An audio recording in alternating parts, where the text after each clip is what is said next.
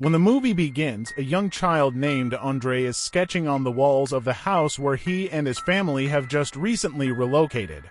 His drawing has impressed his mother, Ebony. In another scene, Alberta, Ebony's mother, is shown going to a church seminar. When the family gets together for dinner in the evening, we get to meet Nate and Shant, Ebony's other two children. When Alberta questions Ebony about why she didn't let her take Andre to church, the latter says she doesn't want to coerce him if he doesn't want to. When Andre asks for more milk during the meal, Ebony chastises him, stating that he should not have had it in the first place because he is lactose intolerant. However, the boy replies that she is too frugal to purchase milk, while Alberta is upset with her behavior. Ebony is incensed by the remark but feels bad when she witnesses blood on his mouth. Shan asks her father when he would return later in her room because her mother has been acting strangely lately. Ebony is battling alcoholism, and we find out that the pair is not getting along. A flurry of insects interrupts Ebony as she is in the living room, calculating her debts. Despite noticing that they are coming from the basement, she simply shuts the door without going inside. When Andre wakes up later at midnight, he walks to the kitchen and, as though something had taken over him, begins drinking milk straight from the container. Andre walks outside to inspect after a crow slams into the window, only to discover it dead. When the children return home from school the next day, we find out that Nate is constantly harassed by the guys who live next door. Ebony asks Nate what happened after noticing some bruises on him later at home. Reluctantly, Shant admits that he has been bullied by the neighborhood guys once more. When Ebony learns of this, she becomes furious and goes to face them, while Shant worries that her mother will go back to jail. One of the bullies is then severely beaten by Ebony, who also tells him to avoid her kids. In order to beat her up as well, she demands that the youngster call his mother. Alberta chastises her for her violent actions when she gets home, but Ebony points out that Alberta was a troublesome mother herself. Later, Ebony is sitting on her porch when she sees Andre playing on the swing and talking to an unidentified person. Additionally, the stink from the basement irritates her more and more, so she instructs her son to stop talking to himself and return inside. Nate, Ebony's oldest kid, is irritated when he sees her from the window when she arrives home one evening after drinking. The mother had a nightmare about a man standing next to her bed later that night. After waking up, she gets a baseball bat and starts looking around the house for the burglar. When she tries to seal the basement door after noticing it open, the stench makes her gag so bad that she throws up in the sink. Nate arrives at that moment and accuses her of stealing his savings. Ebony queries whether he is selling drugs and how he obtained the money in the first place. Nate clarifies that he saves the money his father provided him so he can eventually leave her. Ebony smacks him in anger upon hearing this, and Nate pushes her in return. In an attempt to help, a terrified Andre trips over the baseball bat and hurts himself. Nate calls her Mother of the Year before going to his room, and Ebony rushes to see how he's doing. A few moments later, an apologetic Ebony gives Nate his money back. She implores him to stay, saying she's making a concerted effort to be a good mother. The following day, Ebony calls the pest control service because she is sick of the smell and discovers a dead cat in the basement. Cynthia, a child services officer, shows up at the residence shortly after for a standard inquiry. Cynthia then observes Andre's stooped posture and the bruising on Shanty's arm. When she inquires about what transpired, Andre replies that he fell on the playground, while Shan only states that she woke up with bruises. Cynthia tells them to head to their rooms out of suspicion. Additionally, she gives Shant her card and requests that she get in touch with her if needed. Ebony then answers that she occasionally drinks like everyone else when asked if she has been drinking. Cynthia then discloses that the father of the children filed a court complaint alleging drug use, alcohol consumption, and domestic violence. However, according to Ebony, he simply said that to obtain custody before leaving the kids destitute and leaving for Iraq. Cynthia tells Ebony that the children's welfare is her top priority and cautions her against neglecting them. Ebony and Alberta see a mysterious woman in a car outside her house, observing them as the social worker leaves, but they don't know who she is. The action then shifts to Shandy's birthday celebration, where a number of people have shown up. When Ebony gives her daughter a new phone, she is overjoyed. As the night grows late, the kids are sent to bed while the adults continue to party. Later, when Ebony is enjoying herself, she hears loud thumping sounds coming from the basement. When she unlocks the door, she discovers Andre soundly sleeping and pounding his head on the door. She wakes him up right away and asks him what he was doing. According to Andre, he was talking to Trey, a friend who lives in the basement hole. Ebony takes the boy to his room and tucks him in after becoming alarmed by this. She becomes quite inebriated after the party and collapses in her bed.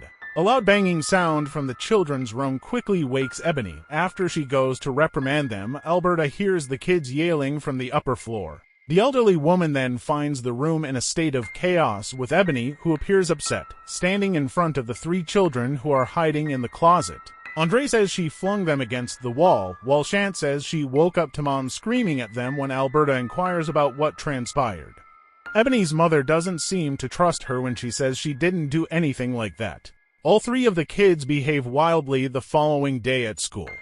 As his teacher explains that 44% of AIDS deaths occur among black individuals, Nate may be observed chuckling in class. He bursts out of his chair with laughter. Andre, meanwhile, takes it a step further and starts urinating in class without warning.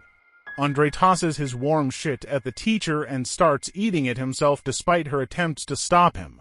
In another scene, Shant says something to her teacher during choir rehearsal, and he sees that she is bleeding between her legs.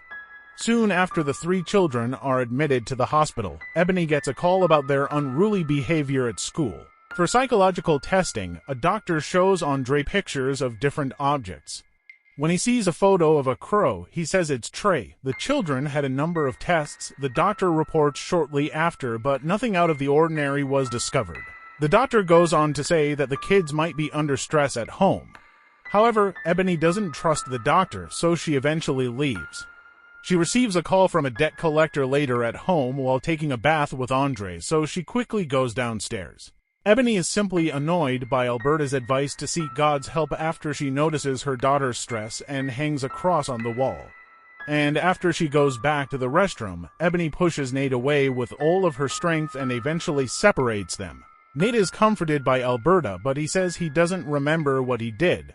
Cynthia returns to visit the family a few days later, and Ebony grudgingly grants her access.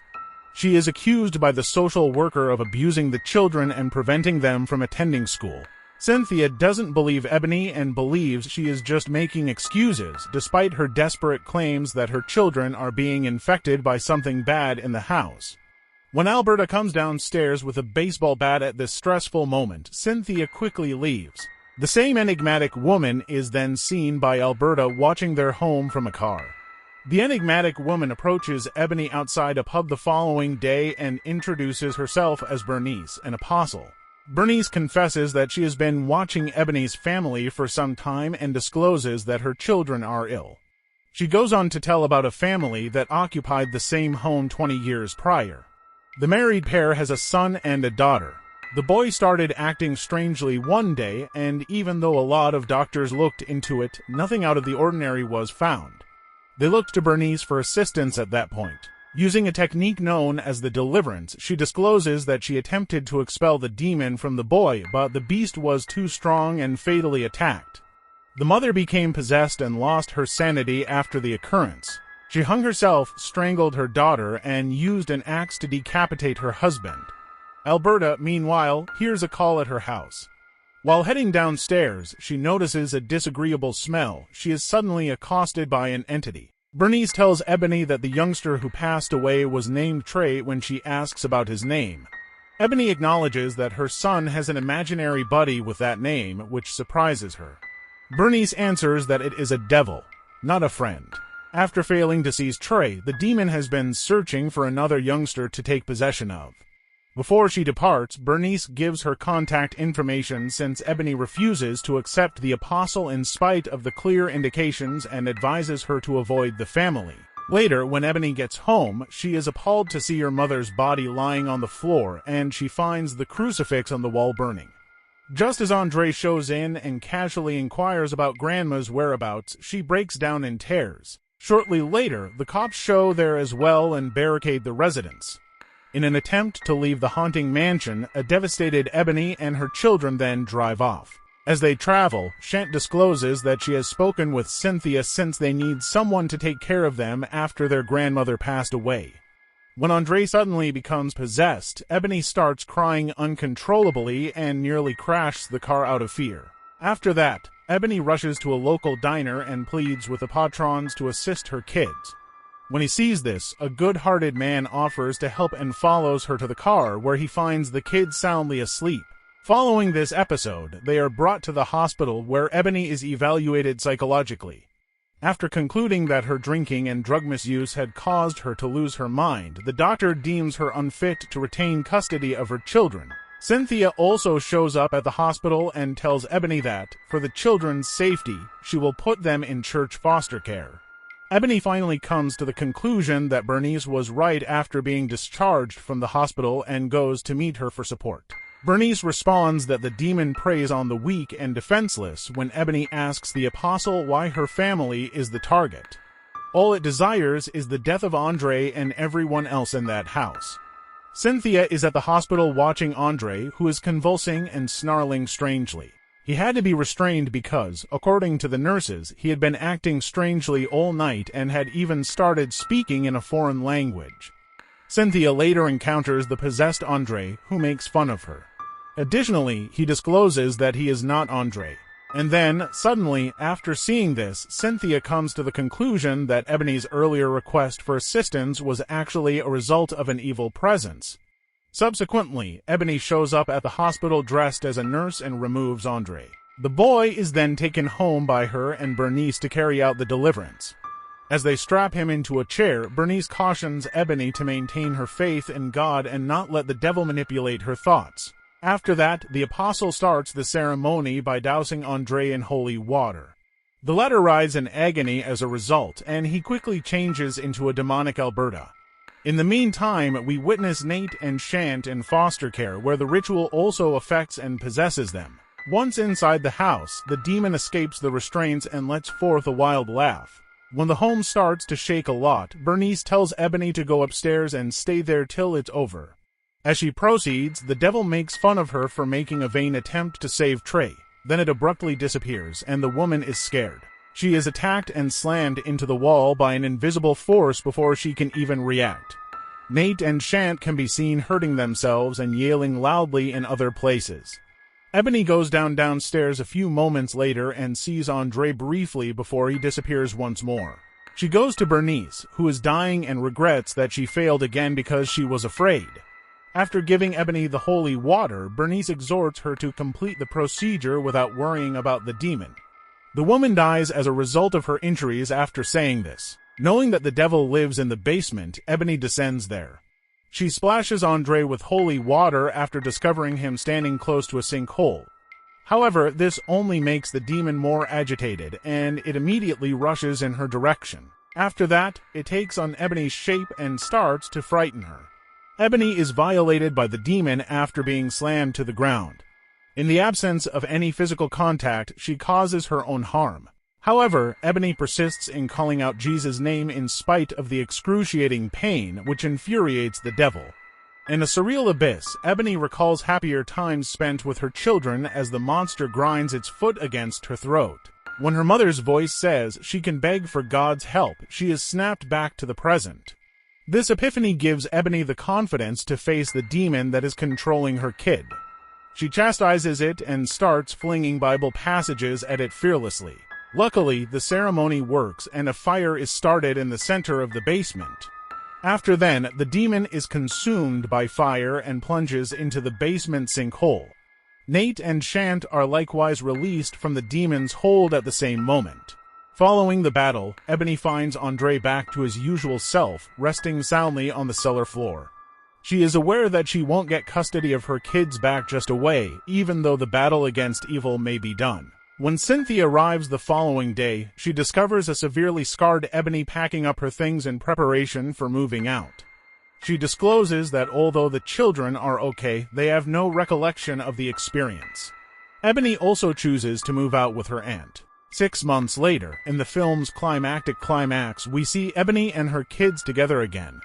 She assures her children that she has communicated with their father and that they will attempt to resolve the matter. The movie ends with a picture of Latoya Ammons, the lady whose story served as its inspiration.